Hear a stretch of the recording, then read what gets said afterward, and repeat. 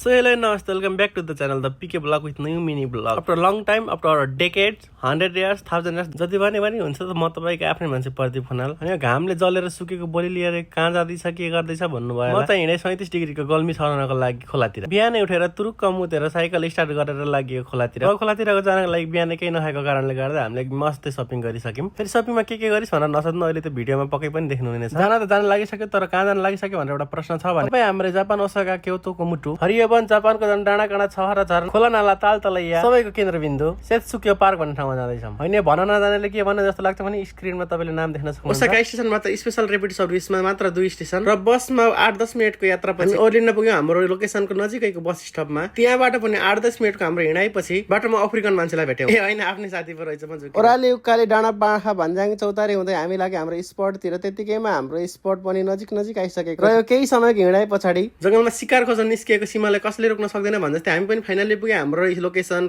सेत्सुकियो पार्कको खावामा। हैन खावा लावा के भने केले भन्छ भने यसलाई चाहिँ खोला भन्छ, जापानमा चाहिँ खावा भन्छ। र हाम्रो 5-7 मिनेटको निरन्तर प्रयासपछि हामीले पौडिने ठाउँ पनि भेट्यौं। र हतार नगरी हाम्रो स्विमिङ स्पटतिर लाग्यो हामी पौडिनको लागि। पुग्ने बित्तिकै भटाभट सबै कपडाहरू खोलेर लाग्यो स्विमिङतिर। हैन अन्डरवेयर लगाएर। त्यसपछि केही समय हामीले देखाउन लागि हाम्रो स्पेशल स्किलहरू। त्यसपछि फ्लाइङ, अनि के फ्लाइङ लाग्छ भने स्काई डाइभिङ हो। Front flip, back flip, rotate, circle के सबै गरेर भइसके पछाडि हामीलाई निकै भोक लागेर हामी लाग्यो चटपटे बनाउन। अघि नै के किने होला भनेर पर्खाइमा बस्नु हामीलाई श्रोता दर्शक बिलिनहरूको लागि चाहिँ हामी चाहिँ फ्रुट्सहरू, कोक, जुस अनि चटपटे सामग्रीहरू किनेको थियौं। त्यतिकैमा जापानिजले हाई गरिदिएर त्यतिकैमा हाम्रो मिस्टर रोशनले चटपटे रेडी बनाउँछ र हामी ठोकाउनेतिर लाग्छौँ। हामी जुस र चटपटे खाइसकेपछि हेर्नु न यिनी बाँदरहरूको हालत। त्यतिकैमा मैले लिन्छु एक चुस्की र लिन थाल्छौँ हामीले चटपटे र जुसको मजा। चटपटेमा भुजा थोरै भयो भनेर फेरि उसले चटपटेमा भुजा थप्न लाग्छ। त्यतिकैमा केटाहरूले 2वटा जुसहरू सकाइसकेका थिए। एकदमै रमाइलो भएको थियो। के रमाइलो भयो लाग्छ भने आफै ओरिजिनल साउन्ड हेर्नुस्।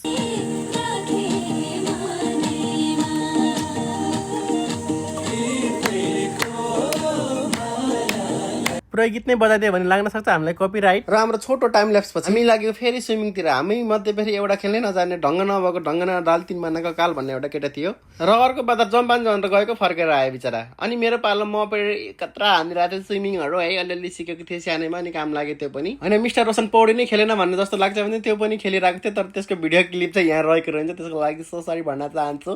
अराउन्ड 4 आवर्सको होइन 4 आवरको स्विमिङ पछाडि त्यहाँ निकै धेरै मान्छे आएको भएर हामी घरतिर लाग्ने मेसो गर्छौँ र नभन्दै हामी त्यहाँबाट निस्किसकेको थियौँ। अनि हाम्रो 4 दलीय संसद बैठक पछाडि हामीले के निर्णय गर्छौँ भन्दाखेरि स्टेसनमा चाहिँ हिँडेर जाने निर्णय बनाउँछौँ एडभेन्चर। र बाटोमा देखेको दृश्यहरू तपाईँ आफै देख्न सक्नुहुन्छ। एकदमै खेती गर्दो रहेछन् त्यहाँका मान्छेहरूले गाउँतिर।